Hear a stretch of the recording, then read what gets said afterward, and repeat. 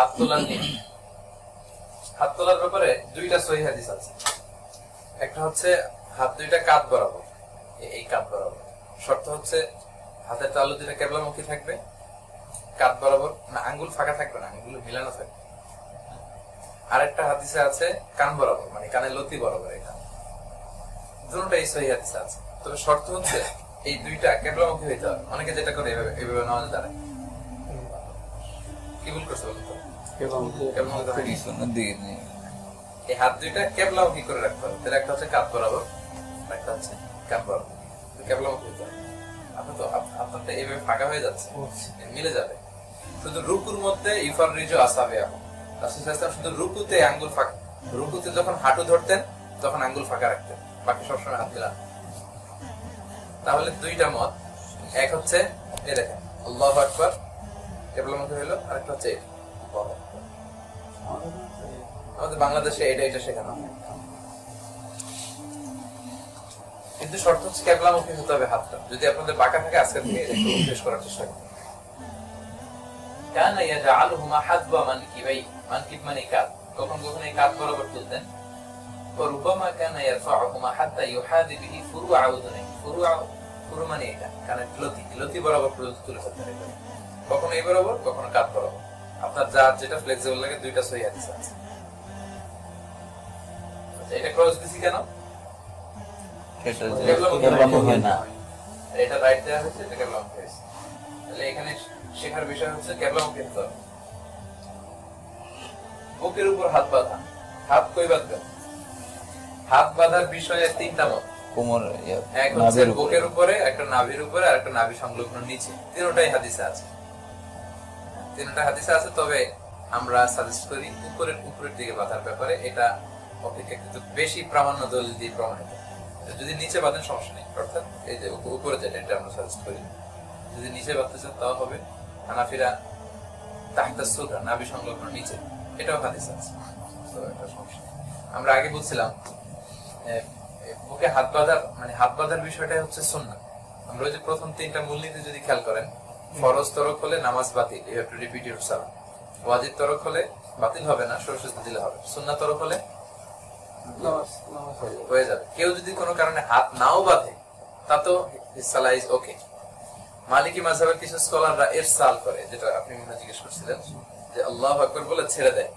আমাদের এখানে ওমানিরা আছে, ইবাদি সম্প্রদায়, ইবাদিরা, ওরা ওমানিরা দেখবেন যে অনেকে হাত বাঁধে, শিয়াদেরও কিছু অংশ ওরা হাত বাঁধে। তো এই যে হাত বাঁধার এই বিষয়টাই হচ্ছে ইটসেলফ সুন্নাহ, কিন্তু এটা নিয়ে আমাদের দেশে খুব বেশি ঝগড়াঝাটি। কই বাঁধবে, কই বাঁধবে, আমিন জোরে না আসতে, আমিন বলাটাই হচ্ছে সুন্নাহ। মানে ভ্রাতৃত্বের, মুসলমানদের মধ্যে ভ্রাতৃত্বের বন্ধনটাকে অটুট রাখা, এটা হচ্ছে ফার্জ। সবচেয়ে বড় ফরজ হচ্ছে এটা, ঐক্য টিকিয়ে রাখা। ছোটখাটো সুন্নাহ যেটা না করলে সালাতে তেমন কোনো সমস্যাই হচ্ছে না, এটা নিয়ে মারামারি, মারাত্মক দ্বন্দ্ব আমাদের বাংলাদেশ। আল্লাহ করে। তাহলে কিভাবে বাঁধতেন আল্লাহ রাসূল? কানা ইয়াতাআল ইউমনা আলা যাহরি কাফিল ইউসরা, ডান হাতটা বাম হাতের উপর রাখতেন এবং হাত দিয়ে চেপে ওনার এই সাইড মানে বাহু এবং এটাকে চেপে ধরতেন। এভাবে যদি উপরে ধরতে চান তাহলে এই যে মালয়েশিয়ানদেরকে তো আপনারা দেখেন এভাবে বাঁধতে। আর যদি নিচে বাঁধতে চান বাঁধতে পারেন, নাভি সংলগ্ন নিচে বাঁধতে পারেন। তবে অপেক্ষাকৃত এটার বর্ণনাটা একটু দুর্বল বর্ণনা, কিন্তু এই বর্ণনাগুলো সহি, বাট সবগুলো ঠিক আছে। তো যেহেতু প্রফেট বিভিন্ন ভাবে বাঁধছেন, আপনারা মাঝে মাঝে একটু বাঁধেন, উপরে বাঁধেন। এটা শেখানো হয়, আমাদের ছোটবেলা শেখানো হয়েছে, কারণ রাসূল সাল্লাল্লাহু আলাইহি ওয়াসাল্লাম এগুলো চেপে ধরতেন, এটা আছে হাদিসে। তো আপনি ধরতে পারেন। সহজ কথা স্যার, আপনার এই থেকে নাভি পর্যন্ত পুরোটাই হচ্ছে হাত বাঁধার জায়গা, বুক থেকে নাভি পর্যন্ত ফ্লেক্সিবিলিটি আছে। আমরা নরমালি যেটা জানি মেয়েরা বুকে হাত বাঁধবে, ছেলেরা কোমরে বাঁধবে। এটা জানেন হচ্ছে কারণ হানাফি স্কুল অফ থটে বুকে হাত বাঁধার এটা মেয়েদের জন্য তারা গ্রহণ করছে, আর আমাদেরটা নিচে।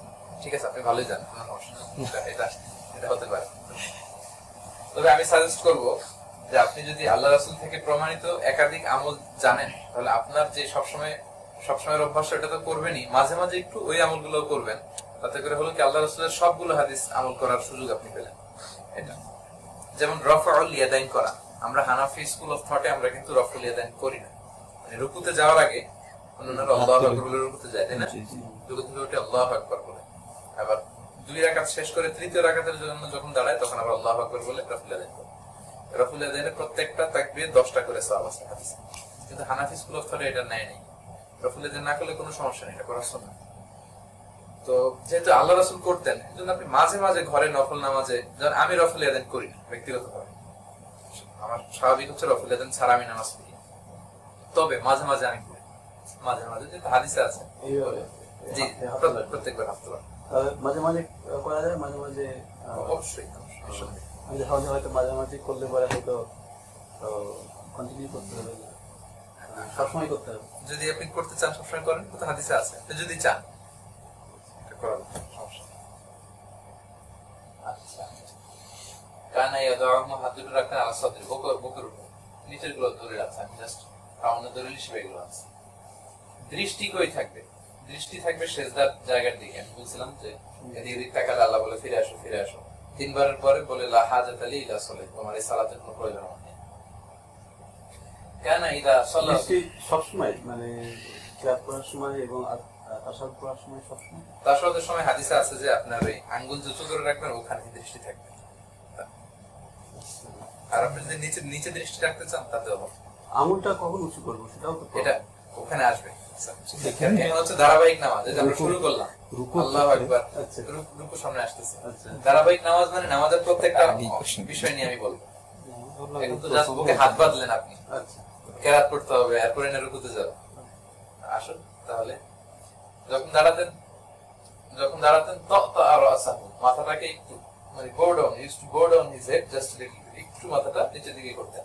ওরামাবে বাসারিহি নাকওয়াল আরদ, জমিনের দিকে তাকাতেন, অর্থাৎ